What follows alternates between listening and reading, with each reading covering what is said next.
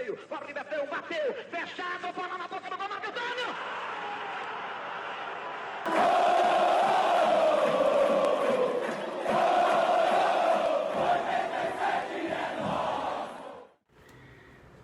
Fala pessoal, estamos começando mais um programa 87 é do Esporte, canal que, como já sabemos, é dedicado exclusivamente ao Brasileirão 87. Hoje vamos falar de um só assunto, mas havíamos prometido falar de dois, né? Um deles seria a qualidade técnica da equipe do Esporte Clube do Recife em 87, uma equipe que foi organizada, preparada por Emerson Leão. Mas resolvemos nos limitar a falar sobre o regulamento do campeonato, sobretudo a questão do cruzamento dos módulos verde e amarelo. Na edição 3, se Deus quiser, contaremos inclusive com uma participação especial de Emerson Leão. Bom, vamos tratar então aqui, começando rapidamente falando de mitos, né? Já que eu vou me ater a um deles, que é sobre o cruzamento, então eu considero 3 mitos, né, que ficaram marcados ao longo desses mais de 30 anos. Mitos, claro, criados pela grande imprensa, né, pela grande mídia. Eu destaco 2, né, primeiramente, que é a organização do campeonato. Jamais a CBF, no caso o presidente na época, Dr. Otávio Pinto Guimarães jamais abriu mão da organização do campeonato, e o módulo amarelo, que também jamais foi segunda divisão, né? Mas, como eu já disse, vamos nos ater ao regulamento e particularmente ao cruzamento dos módulos verde e amarelo. Bom, esse regulamento do campeonato foi aprovado dia 28 de agosto de 1987 e não no meio do campeonato, como ainda hoje alguns querem insistir nessa basófia, né? Nessa mentira. Bom, eu estou aqui com a cópia do regulamento do Brasileirão 87, a cópia, né, página por página, foi um presente de Homero Lacerda, presidente campeão brasileiro de 87, é uma cópia autenticada em cartório, diga-se de passagem, certo? São várias páginas. E, bom, no capítulo 10, mais precisamente o artigo 45, é que trata do quadrangular, né? Ou seja, a quarta fase, a última fase, a fase decisiva do Brasileirão 87. A gente não pode, assim, de fato, dar início à nossa explicação sobre o que se passou, sem antes falar sobre o objetivo que a gente diz, que a gente, né, chama de grande imprensa, capitaneada pela Rede Globo, e aí eu já explico porque TV Globo, né? A Globo comprou os direitos de transmissão daquele campeonato, mais precisamente do módulo verde. O acordo foi feito só com os 16 clubes do módulo verde, né, excluindo aí os 16 clubes do módulo amarelo. Ambos, verde e amarelo, faziam parte da primeira divisão, conforme o que consta aqui no regulamento do campeonato, né, como eu já falei aqui, já aprendi para vocês. Capítulo 10, artigo 45. Né? Inclusive, isso está publicado no livro, no meu livro, o Esporte versus Grande Imprensa, desde 1987. Pois bem, a grande imprensa, aqui eu vou tentar falar da forma mais didática possível, para que principalmente o público jovem entenda o que realmente se passou. Para vocês terem uma ideia, a grande imprensa ridicularizava o módulo amarelo. Inclusive, chamava Copa União, né, o nome fantasia, como eu já falei na primeira edição do programa. Copa União jamais existiu oficialmente, o que existiu foi o módulo verde e o módulo amarelo. Então, a grande imprensa, como eu já disse, ela tripudiava do módulo amarelo, tratando inclusive torneio da CBF. Às vezes falava campeonato da CBF. Agora, observem aí já o absurdo, né? Quer dizer, torneio da CBF, campeonato da CBF, e deveria ser de qual entidade, se não fosse a CBF? É mais no caso a entidade, a Confederação Brasileira de Futebol, que era tratado, né, que era a tentativa da grande imprensa de ridicularizar a entidade presidida pelo Dr. Otávio Pinto Guimarães, tinha como vice o Nabi Abichedi. Isso, várias e várias vezes eu constatei, né, através da minha pesquisa, né, para o mestrado em jornalismo profissional pela Universidade Federal da Paraíba, várias vezes pesquisando os 4 principais jornais do Brasil, Folha de São Paulo, o Estado de São Paulo, o Jornal do Brasil e o Globo, esses 2 últimos do Rio de Janeiro, além da revista Placar, em várias vezes, né, em várias matérias, eu encontrei essas expressões, essas alcunhas, né? A Copa Nabi, também chamavam assim, né, com o módulo amarelo, a Taça Nabi, né, Nabi, como eu já falei, o vice-presidente da Confederação Brasileira de Futebol e maior inimigo do Clube dos 13. É importante dizer que eu tentei, né, na época do mestrado, na época que estava elaborando o meu livro, entrevistar colegas profissionais da Rede Globo de televisão. Não só lá do Rio, de São Paulo, mas principalmente aqui do Nordeste, da Globo Nordeste aqui do Recife.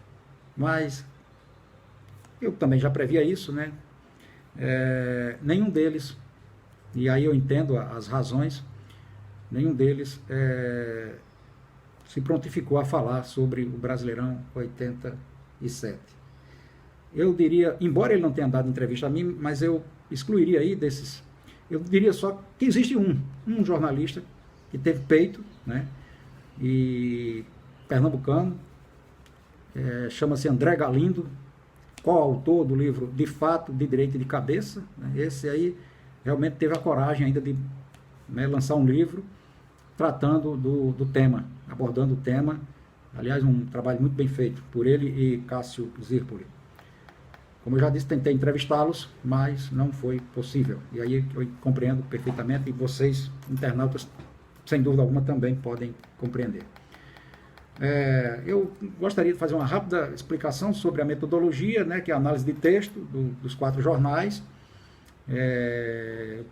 Eu tive que fazer a assinatura dos 4 jornais e da revista Placar para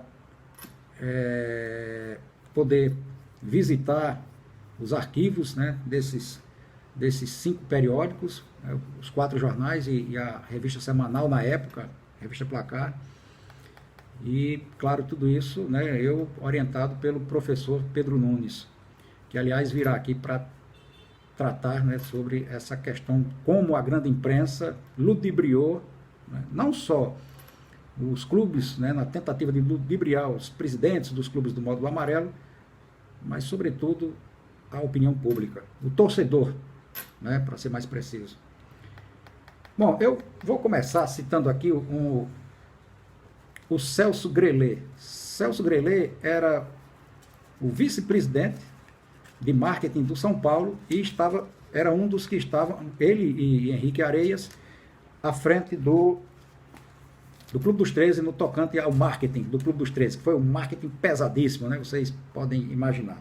No meu livro, na página 33, o Celso Grellet diz o seguinte, abre aspas, se não tivéssemos o poder político da Globo ajudando, a gente não sairia, ou seja, o projeto não sairia. Ele diz mais, a Globo entendeu que os campeonatos eram muito mal feitos e ela ajudou a fazer o nosso campeonato, embora pagando mais ciente de que seriam só clássicos para transmitir. Fecha aspas. Isso aqui é uma revelação do vice-presidente de marketing do São Paulo. Eu não poderia começar sem falar isso aqui. Quer dizer, vocês, por aqui, por essa frase dita pelo Grellet, vocês têm uma ideia do quão importante foi o apoio da Rede Globo, né, do Grupo Globo de Comunicação. Bom, mas aqui eu vou chamar um grande amigo, parceiro nosso, um estudioso também do assunto, né, o Brasileirão 87, o meu amigo, jornalista, escritor pernambucano, Maurílio Albuquerque Cunha. Ele vai também falar um pouco mais sobre o Brasileirão 87, sobre o regulamento. Vamos ouvir então o autor do livro A Saga da Primeira Estrela Dourada. 87 foi pautado por muitas polêmicas e muitos mitos criados pelo Clube dos 13 e sempre encampados pela grande mídia como justos. Até os incidentes que iam de encontro ao regulamento da competição, que previa desde o início 32 clubes. E por que previa 32 clubes? Porque os 32 tinham assento desde o ano passado, ou seja, desde 1986. Para os mais jovens, pode parecer um número elevado. 32 clubes na primeira divisão, estão acostumados com 20 hoje em dia. Mas na realidade, 32 clubes para a época significava um campeonato bastante enxuto. De 80 a 85, haviam 40 clubes na primeira divisão do Campeonato Brasileiro. Os grandes clubes, inclusive o Sport, acharam que o número era um pouco elevado e resolveram reduzir para 32. Mas para isso a CBF precisava de critérios técnicos. Por causa disso, em 86, criou-se um campeonato com 80 clubes, já que não havia uma primeira divisão definida realmente, muito bem definida. E pegou-se os 40 clubes da Taça Ouro, que era a primeira divisão, chamada primeira divisão, 20 da Taça de Prata e 20 da Taça de Bronze. Fez-se um campeonato com 80 clubes, separados em grupo, por grupos, que era normal na época, com previsão de classificação garantida dos 6 primeiros colocados de cada grupo, entre os grupos A, B, C e D, dos clubes que vieram da Taça de Ouro. E o Sport, como ficou em terceiro lugar no grupo A, já tinha assento garantido em 1987, indiscutivelmente. Além desses 24 clubes, os 6 primeiros de cada grupo A, B, C e D, o regulamento previa a classificação de mais 4 times dos grupos A, B, C e D, mas desta feita independentemente de grupo, aos quais se somariam os 4 clubes vindos dos grupos E, F, G e H, totalizando então 32 clubes com assentos garantidos para 1987. Ao final da primeira fase, que o Sport foi muito bem, foi o terceiro colocado do seu grupo, ficou apenas atrás de São Paulo e Internacional. Criou-se uma polêmica porque o Vasco poderia ficar de fora, acaso continuasse perdendo como tinha perdido na primeira instância. Daí, o Clube dos 13 começou a bagunçar. Quando chegou em 1987, quiseram reduzir dessa feita para 16 clubes, que era absurdo para a época, para o futebol brasileiro da época. Até hoje é pouco, tanto que jogam 20, para a época era absurdo. E os times que tinham assento garantido, como o Sport e outros, tinham que brigar pela sua colocação. Para piorar, o Clube dos 13 cismou de tirar o Guarani, vice-campeão brasileiro em 1986.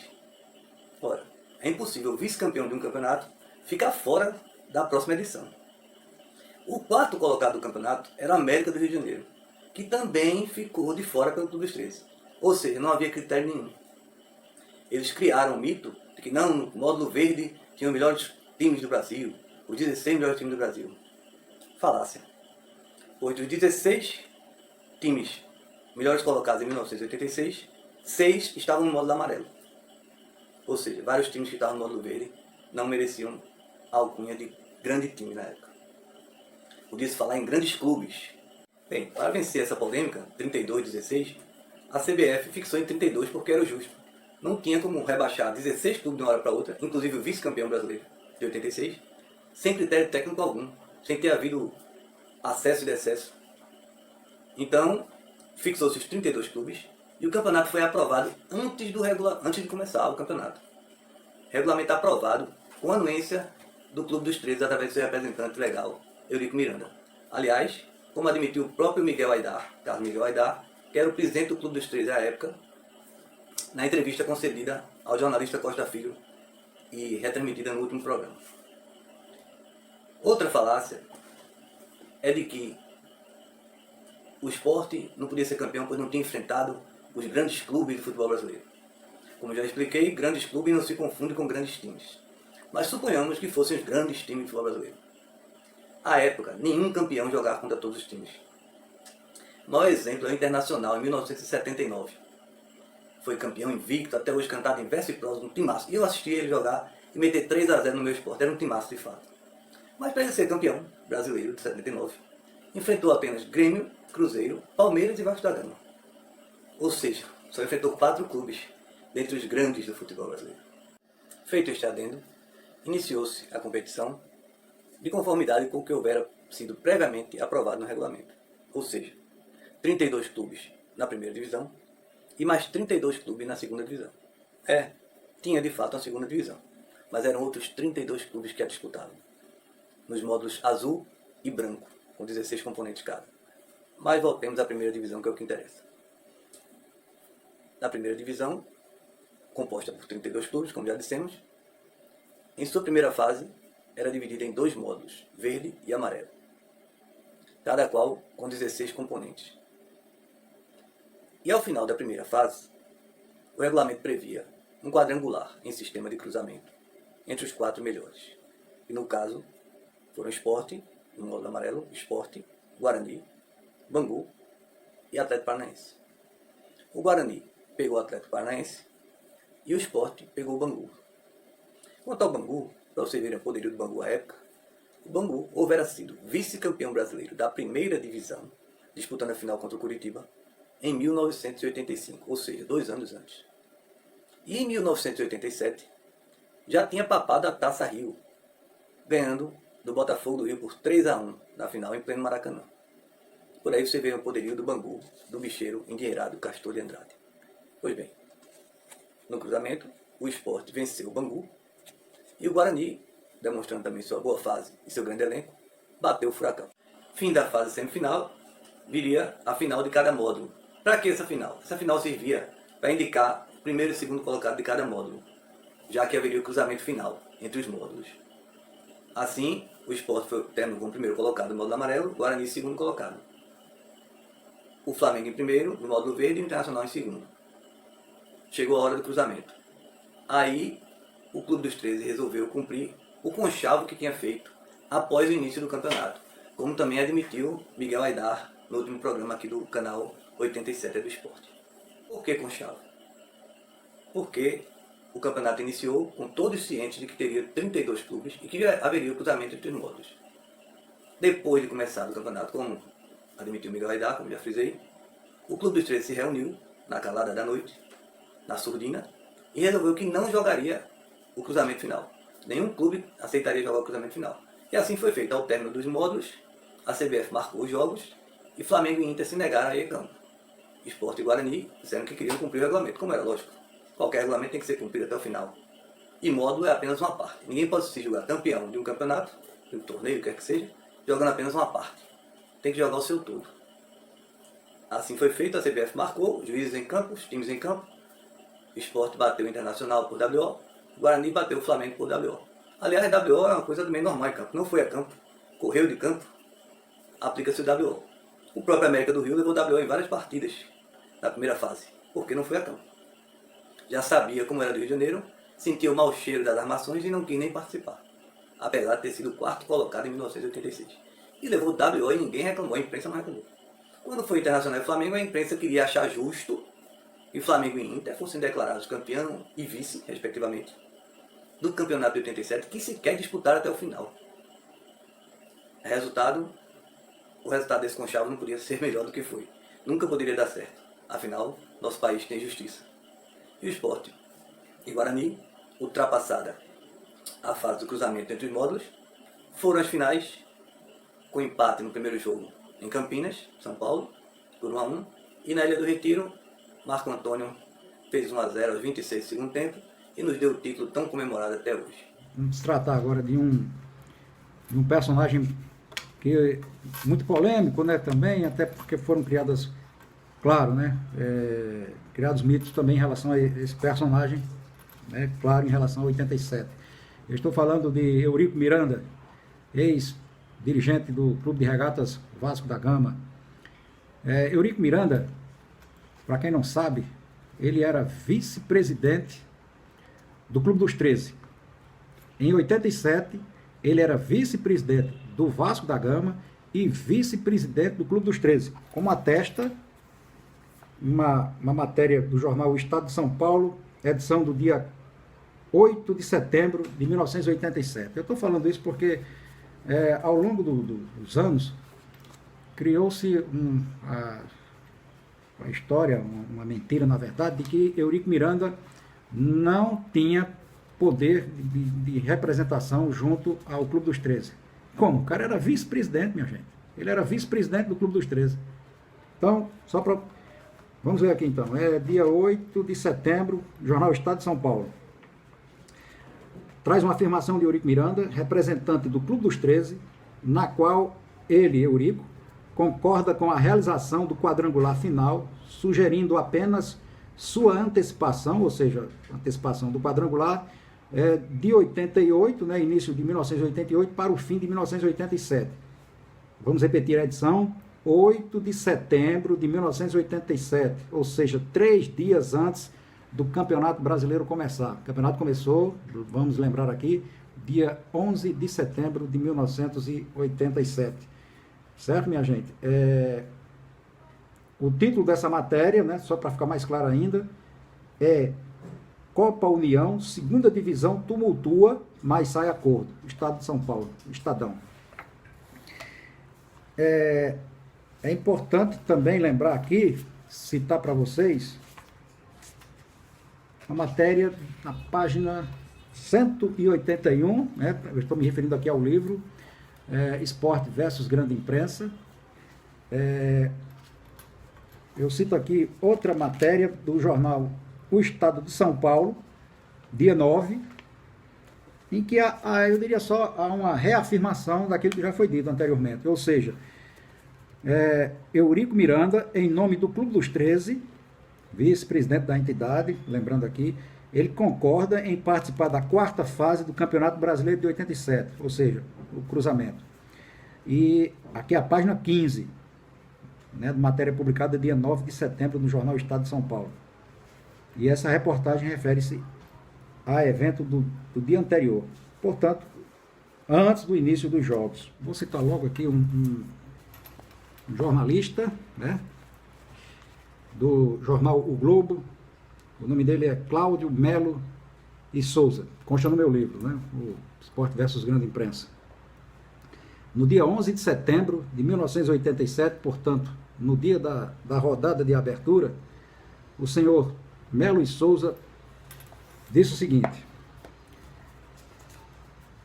ele compara o vice-presidente da CBF, Nabi Abichedi, e os representantes dos clubes do módulo amarelo ao lendário e fanfarrão exército de Brancaleone.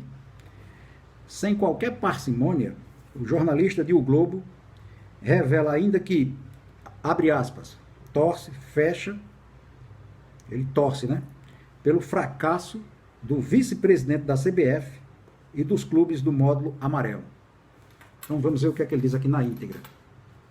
Ele, o Melo, né? Ainda creio, apesar de tudo, que há espaço de se conciliar interesses menores em nome de interesses maiores. É crença de otimista profissional, pois tenho a certeza de que Nabi Abichedi e seu formidável exército de Brancaleone ainda venham a descobrir os mais impertinentes obstáculos.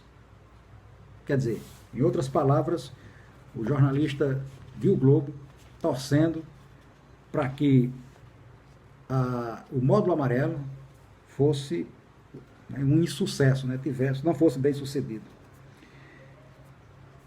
Bom, eu até, como eu já disse anteriormente, o professor Pedro Nunes, que poderia e vai, se Deus quiser, falar um pouco mais sobre esse comportamento da pseudo-grande imprensa, né, que foi além da parcialidade, da tendenciosidade. Foi, de fato, inescrupulosa, né? Essa aqui é a realidade. Bom, o presidente Homero Lacerda, né? Tem um áudio dele em que ele trata muito bem. O esporte, com muito orgulho, restabeleceu, tá certo? Lógico que contou com um judiciário competente, sério, tá certo? Que não se curvou à grandeza do Flamengo. O Flamengo é um dos maiores clubes do mundo. Aliado à Globo, então, E a Rede Globo, a gente brigou contra a Rede Globo, contra Flamengo, Coca-Cola, contra o Clube dos 13, contra a Coca-Cola e sai por aí fora. Contra a maior parte da imprensa do sul do país, que domina a imprensa desse Brasil. A gente se contrapôs tudo isso. Agora a gente tinha do lado da gente a verdade, a razão, a justiça. E aí eles... A Rede Globo da televisão, rapaz, ela foi uma intrujona. Eu já disse isso na imprensa do Brasil todinho. Ela comprou um produto roubado. Fez um contrato comprando o Campeonato Brasileiro de 87. Aqui não é dono. Esse contrato tinha que ser feito com a CBF, representando os 32 clubes. Aí fez um contrato com 13 clubes. Comprou e, pior, mentiu à população brasileira. Divulgou como se aquilo fosse o Campeonato Brasileiro. Chamou de Copa União, por causa do patrocinador, do assunto União, tá certo? E massificou isso. Foi uma coisa muito triste. Agora, a coisa bonita é que o esporte desmascarou e expôs tudo isso, e a partir daí a coisa começou a ser diferente. Se há alguma dúvida, né, sobre o que realmente se passou em 87, em se tratando do regulamento do campeonato, eu vou apresentar agora uma entrevista, um áudio, em duas partes, com o doutor Carlos Miguel Aidar, presidente do Clube dos 13. Então, ninguém melhor do que ele para falar a respeito do que realmente se passou em 87. Ele primeiro vai tratar aqui. A primeira pergunta que eu fiz para ele foi sobre o julgamento, na época, no Supremo Tribunal Federal. A entrevista foi em 2016, a previsão, o julgamento foi em abril de 2017. Eu gostaria de saber se o senhor vê alguma possibilidade de reviravolta nesse caso, doutor. Não, do ponto de vista desportivo, do ponto de vista exclusivamente desportivo, não há a menor dúvida que o esporte foi o campeão. E só o esporte, mais ninguém. Então... Mas, do ponto de vista político e do movimento que nós fizemos lá atrás, para nós do Clube dos 13, enquanto o Clube dos 13 existiu e esteve unido, para nós o campeão teria sido o Flamengo. Mas não foi o que a CBF proclamou. A CBF proclamou o esporte e a CBF seguiu a regra esportiva. Quer dizer que o senhor acha que o STF não vai mudar a posição dele? Eu não tenho condição de adivinhar o que vai sair da cabeça dos ministros. Mas do ponto de vista jurídico, o único campeão foi o esporte, sem dúvida nenhuma. Doutor, a que o senhor atribui essas vitórias sucessivas, consecutivas do esporte na justiça? O que eu atribuo? O que eu não entendi, Costa? Essas vitórias consecutivas do esporte na justiça, né? Ganhando em todas as instâncias. Campeonato é de futebol, é esportivo. A regra era do regulamento. E o esporte foi campeão pelo regulamento. Então, eu atribuo a interpretação desportiva e jurídica do regulamento. É muito simples. Doutor Carlos, em que momento da competição houve essa reunião envolvendo o Eurico Miranda? Logo no começo. É verdade que já foi com bola rolando mesmo, é? O que é? Já foi com a bola rolando essa reunião em que Eurico assinou? Quer dizer, o campeonato não tinha começado, né? Não, quando Eurico assinou os dois modos, a bola não estava rolando. Ah, tá, certo. Quando nós decidimos não fazer o cruzamento, a bola já estava rolando. Levei muito em consideração o que o meu orientador, o professor Pedro Nunes, dizia o tempo todo: ouça o contraditório, ou seja, ouça a parte do Flamengo. E no meu livro, o livro Reportagem Esporte versus Grande Imprensa, eu destaco, gosto de destacar dois personagens, o Márcio Braga, presidente do Flamengo na época, em 87, e o Carlos Miguel Aidar, presidente do Clube dos 13.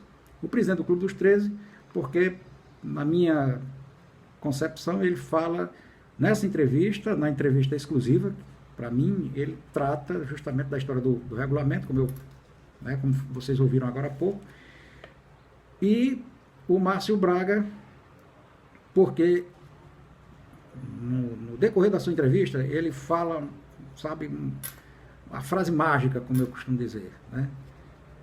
Que me deu todo o norte, do rumo mesmo do meu trabalho, né? Teoricamente falando, inclusive, né? no mestrado. Bom, mas é a única epígrafe do meu livro. E eu vou deixar que o próprio Márcio Braga fale a sua frase mágica. A grande empresa considerou aquele módulo amarelo como se fosse a segunda divisão, já que grandes clubes todos estavam no módulo verde, era a primeira divisão do futebol. Pois é, torcedor brasileiro, esse trecho que vocês acabaram de ouvir, na minha entrevista com o Dr. Márcio Braga, é muito revelador, né? Ele sintetiza todo o meu trabalho, tudo aquilo que eu, desde o primeiro momento, né, quando me inscrevi, quando me matriculei, na verdade, né, no processo lá de seleção do mestrado e tal, eu tinha em mente. Ele fala aí. E é uma prova de que o Clube dos 13 estava fechado com a grande imprensa, né, capitaneada aí, como eu já disse lá no começo, pelo Grupo Globo, né, que na época era chamado, eram as organizações Globo, o grupo de Roberto Marinho, todo poderoso Roberto Marinho, e tinha, né, no então editor da revista Placar, Juca Kfouri, né, o mentor de toda aquela orquestração em prol do Clube dos 13. Para quem não se lembra, o Juca Kfouri, com pouco tempo, deixou a editoria geral da revista Placar e assumiu o cargo, né, o emprego de comentarista especial, comentarista esportivo especial da Rede Globo de televisão. Então, eu vou fazer questão aqui de reler, tá certo? Essa pérola aí dita pelo Márcio Braga, que comprova, né, o conluio, o acordo entre o Clube dos 13 e a grande imprensa. Abre aspas. A grande imprensa considerava aquele módulo amarelo, portanto, o módulo do Esporte Guarani, como se fosse segunda divisão, já que os grandes clubes, todos que estavam no módulo verde, seriam a primeira divisão de futebol. Fecha aspas. Meu muito obrigado, torcedor, internauta, e até a próxima, se Deus quiser. Escanteio, Fábio Betão bateu, fechado, bola na boca do gol, Marcos Antônio!